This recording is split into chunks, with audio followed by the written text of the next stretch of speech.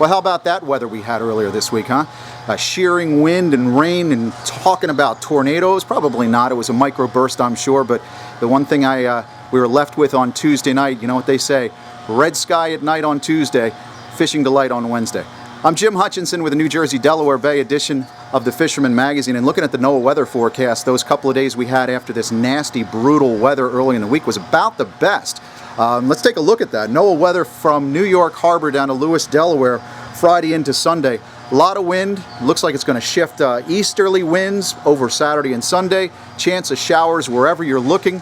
And I know you got to take a look at that weather forecast with a grain of salt. Always be ready to go, but always keep an eye on what the weather is forecast to do. We can never depend 100% on an accurate weather forecast, but it's good to go into a weekend knowing what you've got, especially if you're looking to travel. You know, like Bill Byrne, New Jersey subscriber, recently took a trip up to Hyannis, Massachusetts to fish on the Helen H with Captain Joe Huck. He gets out there last weekend, got his weather window, he's got a couple of days of fishing in. Don't you know he hooks up with a 15¼ pound doormat fluke. It was a monster. I think Joe said it was one of the top fish he's ever had on board, one of the top 3 fish he ever had on board. People are high-fiving and everybody's taking pictures of the fish. Well, Bill gets it back, one last weigh-in back at the port, and then they fillet the fish, and it comes to Bill. He goes, I'm a subscriber, I've got to do a Dreamboat entry.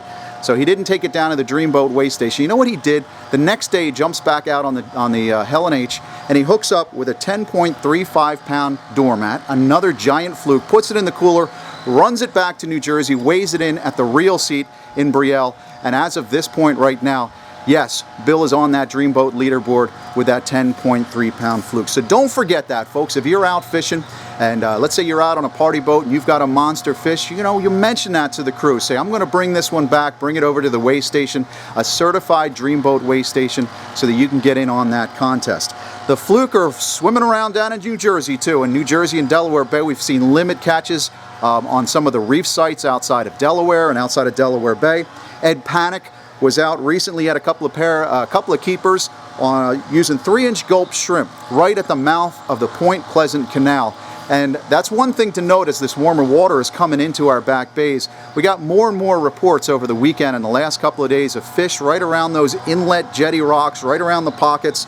So if you're out there looking, whether you're in Manasquan or Barnegat or any of those inlets, look around the rocks, and especially around the rocks for weakfish as well. 6.8 pounds is what Bill Collins weighed in at the Beach and Boat Wildwood Challenge this past weekend. He was also from the rocks, a North Wildwood jetty, and casting around. Took first place in that tournament with a 6.8 pound tide runner. Not sure if Bill's a subscriber yet. I've got my eye on the Dreamboat leaderboard. And if you go check that out online, you'll see that New Jersey is well represented. New Jersey and Delaware Bay. The home team is on the board with 4 weakfish.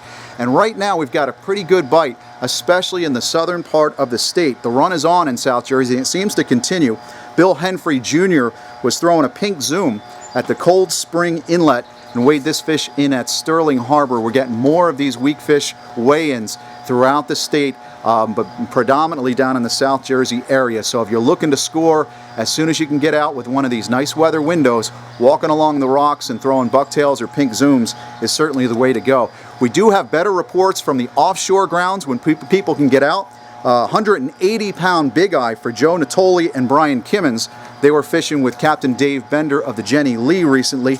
That was just past weekend. Actually, this past weekend when we were compiling the reports, found out a lot more about the big blue marlin showing up, especially some of our southern canyons, but off of New Jersey and off of Delaware, those blue marlin are coming in. Certainly bodes well for a good tournament season.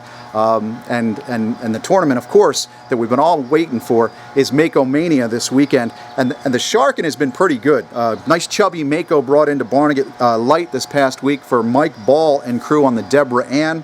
And James Taylor, not the singer, but a good fisherman, had a 333.5 pound Mako that he weighed in at the Warriors for Warrior tournament very recently in New Jersey. Of course, Mako Mania, the captain's meeting is Friday, June 26th, 6:30 p.m. till 8:30 p.m. at the Manasquan River Club.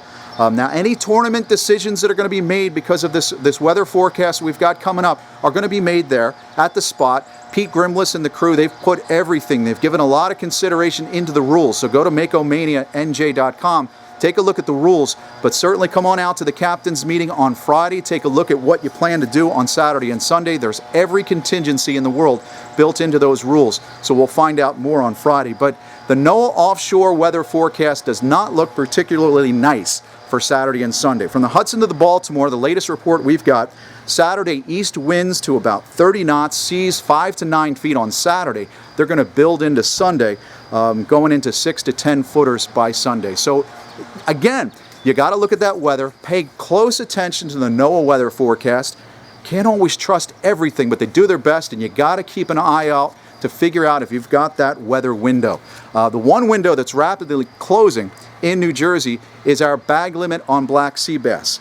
June 30th, we dropped from 15 fish down to 2, right after June 30th. So if you've got that window in the next couple of days, like these ladies have, they were out and got a couple of nice knucklehead sea bass, weighed them in at one stop bait and tackle. There are some big humpbacks out on those wreck sites, so you want to get in on that before the limit drops from 15 down to just a couple of fish.